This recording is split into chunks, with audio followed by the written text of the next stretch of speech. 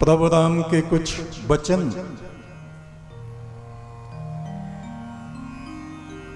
भगवान राम कहते हैं, इस पृथ्वी पर कोई भी मनुष्य सदा सुखी नहीं रह सकता। सुख और दुख जीवन में समुद्र की लहरों की तरह आते और जाते रहते हैं। ना हमेशा कोई सुख भोग सकता है और ना कोई हमेशा दुख ही भोगता रहता है। सुख और दुख में से कोई भी हमारे जीवन में चिर स्थायी नहीं रहते। जैसे ज्वार भाटा आता है, समुद्र में बहुत ऊंची ऊंची पटार उठती हैं, किनारे की तरफ आती हैं और फिर वापस लौट जाती हैं।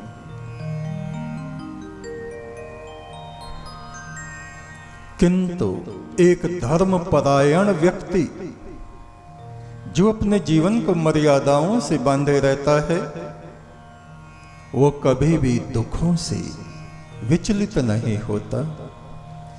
और स्वर्ग का राज्य भी उसे मिल जाए तो भी वो विचलित नहीं होता, मर्यादाओं को तोड़ता नहीं।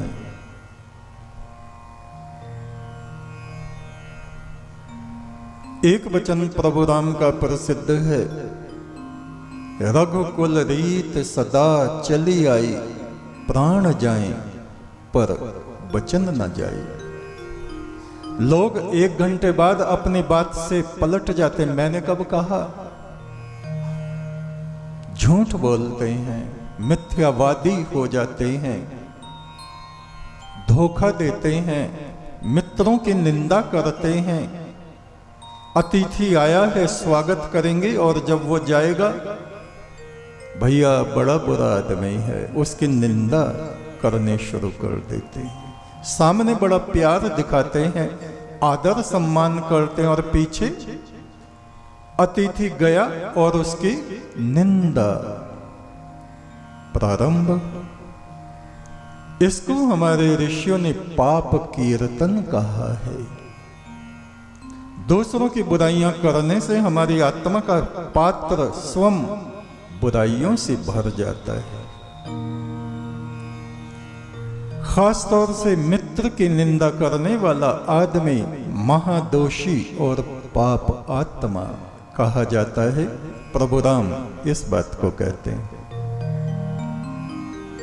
जो किसी से वचन कहे, प्रण करे, उस पर कायम रहे, उसको कभी तोड़े नहीं।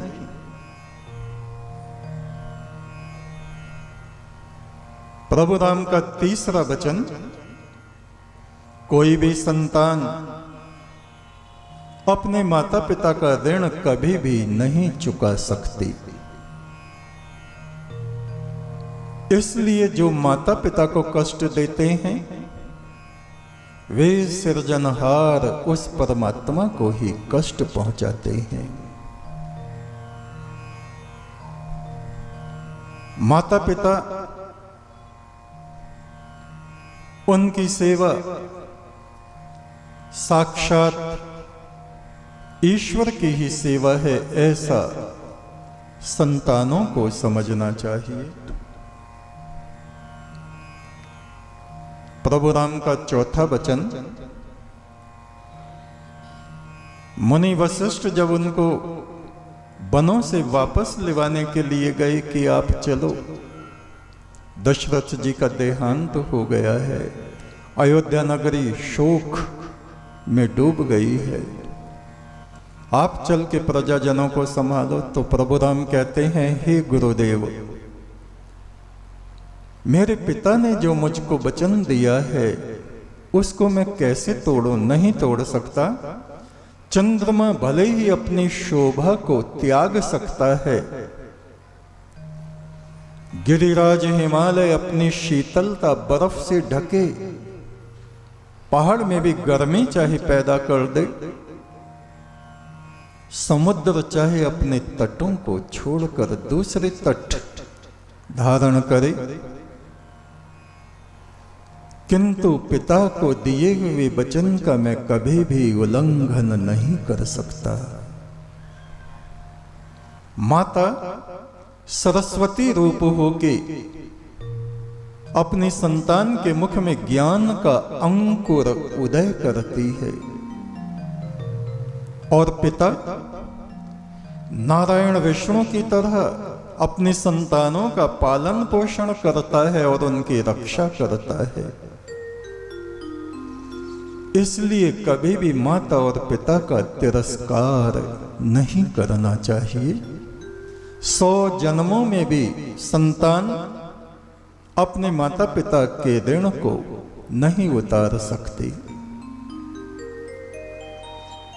प्रभु राम का 5वां वचन,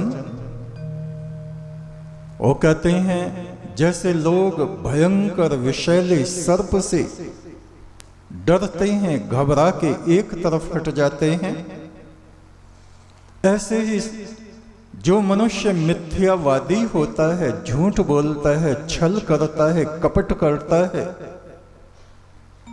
वह विषैले सर्प से भी ज्यादा भयंकर होता है। लोग उसको देखकर भयभीत हो जाते हैं, एक तरफ बच जाते हैं, उसका आदर नहीं करते, सोचते हैं ना जाने इसके संग रहने से कौन सा संकट हमारे ऊपर आ जावे। इसलिए कभी भी मनुष्य को मिथ्यावादी नहीं होना चाहिए, झूठ बोलने वाला नहीं होना चाहिए, चुगली करने वाला नहीं होना चाहिए, पीठ पीछे किसी की बुराई करने वाला नहीं होना चाहिए। 6वां वचन प्रभु राम का है, मनुष्य का चरित्र ये निश्चय करता है कि ये देव आत्मा है या असुर आत्मा है, ये पवित्र आत्मा है या मलिन आत्मा है। 7वां वचन, कोई मनुष्य धनवान कुल में जन्म ले, राजकुल में जन्म ले, ब्राह्मणों के कुल में जन्म ले, ऋषियों के कुल में जन्म ले, तो उससे वो बड़ा नहीं हो जाता। उसके उच्च और निम्न विचार, उसकी मृदु या कटु वाणी, उसके उत्तम या अधम विचार ही उसको उत्तम या अधम, उच्च या निम्न बनाते हैं।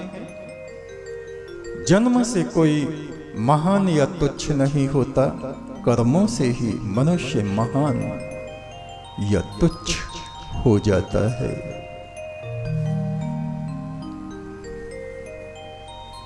आठवां वचन प्रभु राम का,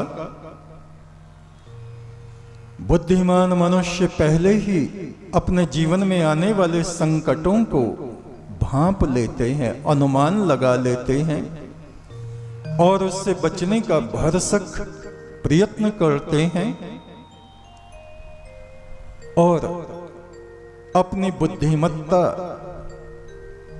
के कारण वे उस कष्ट से बच भी जाते हैं। हमें भी ऐसा ही करना चाहिए। प्रभु राम का 9वां वचन, शबरी जब उनको मिली, जूठे बेर खिलाए, उन्होंने जरा भी घृणा नहीं की, उसको निम्न नहीं समझा।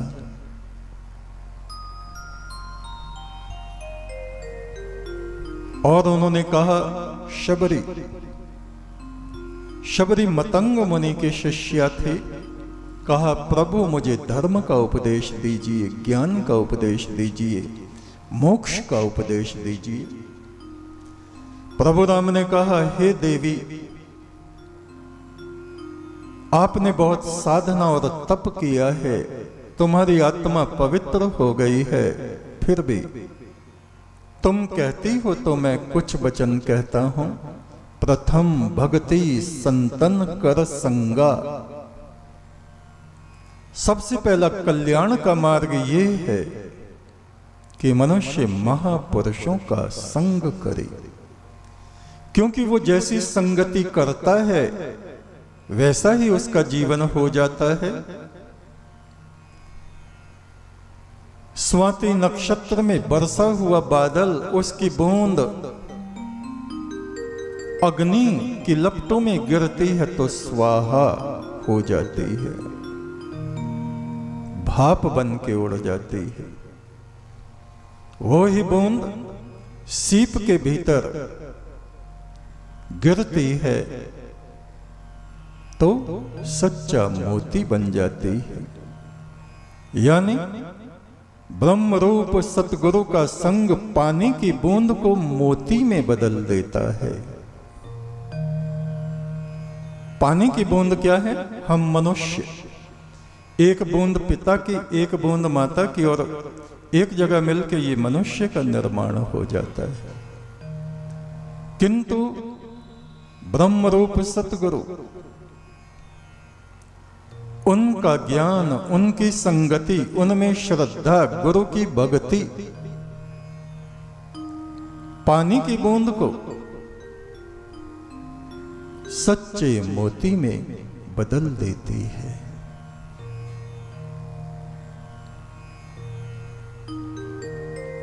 महापुरुषों की संगति में रहते हुए मनुष्य को अपने मोक्ष के लिए प्रयास करना चाहिए। प्रभु राम कहते हैं, ना कि वो संसार की तृष्णा में पड़ा रहे, गुरु से भी संसारिक वस्तुएं मांगता रहे, परमात्मा से वे वस्तुएं मांगता रहे जिनमें वो जन्मान जन्म से फंसा चला आ रहा है। गुरु की आज्ञा माने, गुरु के वचनों के सार को निचोड़ ले और उसे अपनी आत्मा में धारण करे। गुरु के ज्ञान वचन ही अमृत है। ना अमृत समुद्र में है, ना स्वर्ग में, न पाताल में, न अंतरिक्ष में। गुरु के मुख में अमृत है। गुरु के मुख से जो ज्ञान वचन निकलते हैं वो ही अमृत है। उसे धारण करे सीप रूपी आत्मा में।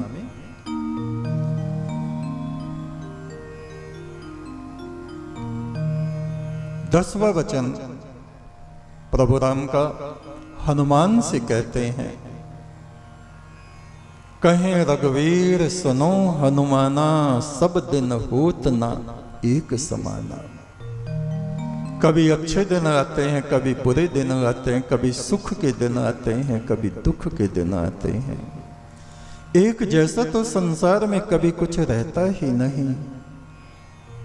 इसलिए हे हनुमान, उदास निराश नहीं होना चाहिए। काल तंतु कार्य चरंती ए नर मरिष्णु। ओ परमात्मा, सज्जन मनुष्यों का उद्धार करने के लिए इस महाकाल अनंत समय के समुद्र में से जरा सा एक धागा बन के मनुष्य बन के मनुष्यों के बीच आता है। उनका उद्धार करने के लिए उसको विष्णु व्यापक परमात्मा समझना चाहिए, गुरु को साक्षात ब्रह्म समझना चाहिए।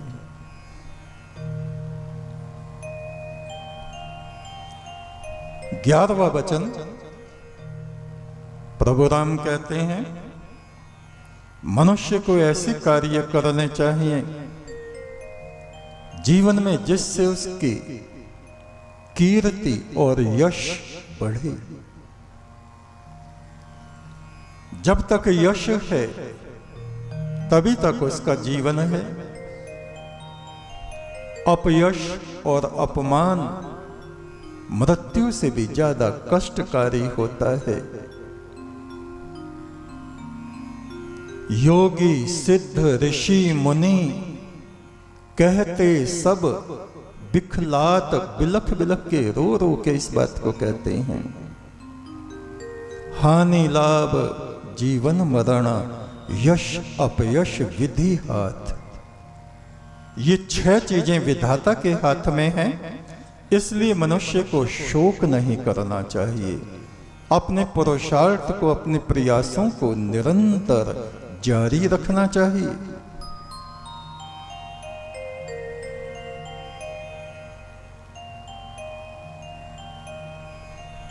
अगला वचन प्रभु राम का है, दूसरों का सम्मान करो, किसी का अपमान ना करो। सम्मान करने से सम्मान की प्राप्ति होती है। मर्यादाओं का पालन करने से महान भय और महान संकटों से मनुष्य बच जाता है।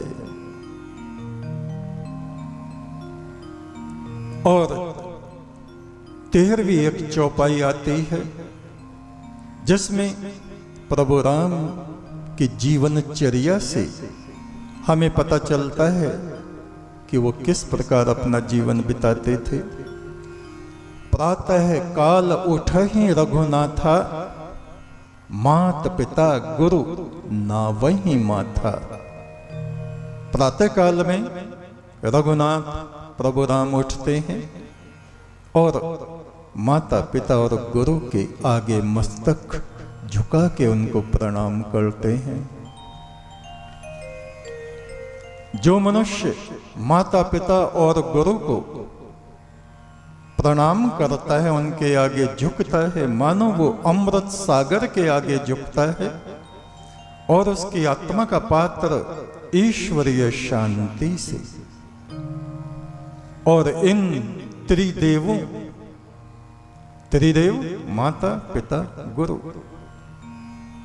इनके आशीषों से भर जाता है। उसको कभी अपने जीवन में पराजय का मुख नहीं देखना पड़ता, और जय पराजय भी लगी हो फिर भी वो कभी निराश नहीं होता, उसका कभी पतन नहीं होता। उसको बराबर